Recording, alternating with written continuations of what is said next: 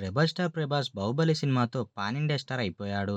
ప్రస్తుతం 'ఫౌజీ స్పిరిట్' వంటి భారీ ప్రాజెక్టులతో బిజీగా ఉన్నారు. అయితే 'బాహుబలి'కి ముందు 'ప్రభాస్' కథల ఎంపికల విషయంలో కొన్ని పొరపాట్లయితే జరిగాయి. ఒక హీరో కానీ, ఇంకా వేరెవరైనా కానీ అన్నీ సూపర్ హిట్ అయ్యే సినిమా స్టోరీలను సెలెక్ట్ చేసుకుంటారని కాదు. వాళ్ళకి నచ్చిన సినిమా స్టోరీలని సెలెక్ట్ చేసుకుంటారు. ఆ సినిమాలు రిలీజ్ అయిన తర్వాత హిట్టా ఫట్టా అనేది ఆడియన్స్ చేతుల్లో ఉంటుంది. అయితే 'ప్రభాస్' గారు వదిలేసుకున్న కొన్ని సినిమా పేర్లు వింటే 'ప్రభాస్' ఫ్యాన్స్ ఫీలవుతారు.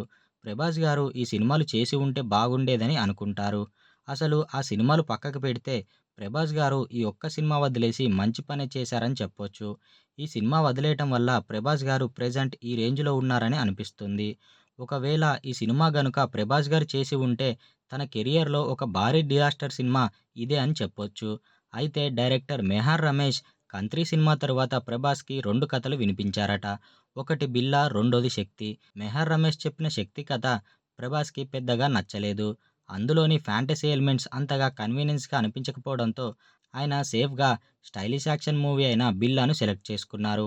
అందులో 'ప్రభాస్‌ను' 'మెహర్ రమేష్' చూపించిన స్టైలిష్ విధానం అందరికీ బాగా నచ్చింది.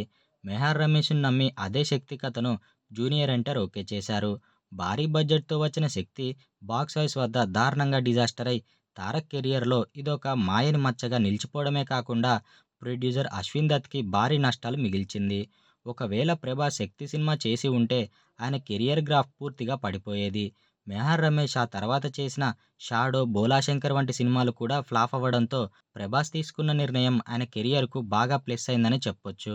మొత్తానికి ఒకసారి కొన్ని సినిమాలు వదులుకోవటం కూడా కెరియర్‌లో పెద్ద ప్లస్ అవుతుందని 'ప్రభాస్' నిరూపించారు.